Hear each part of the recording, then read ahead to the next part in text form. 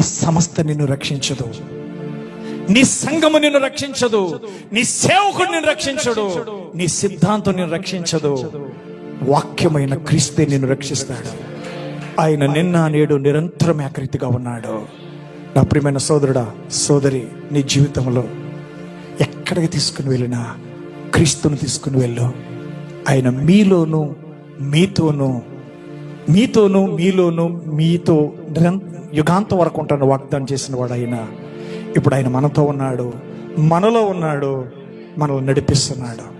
ఎంతమంది నమ్ముతున్నారు? ఆయన ఉంటే చాలు, యేసు చాలును, యేసు చాలును.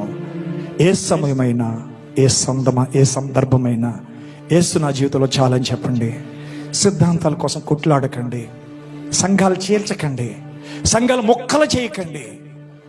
ఎందుకనంటే ఈరోజు జ్ఞానాతిశయంతోటి వాక్చాతుర్యంతో వస్తున్న బోధకుల వైపు కాదండి, పౌలు వలె దీనముగా పరిశుద్ధాత్మ పూర్ణులై అన్ని విషయంలో క్రీస్తు వలె ఎదగాలని దేవుడు కోరుకుంటున్నాడు.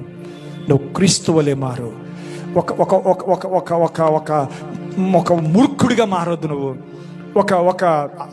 అతి తెలివిగలవాడుగా మారొద్దు నువ్వు. వాక్యం గురించి డిస్కస్ చేస్తున్నావే, నీ సాక్ష్యం ఏంటి? నువ్వు బతుకుతున్న బతుకేంటి? అసలు నువ్వు జీవిస్తున్న జీవితం ఏంటి? అసలు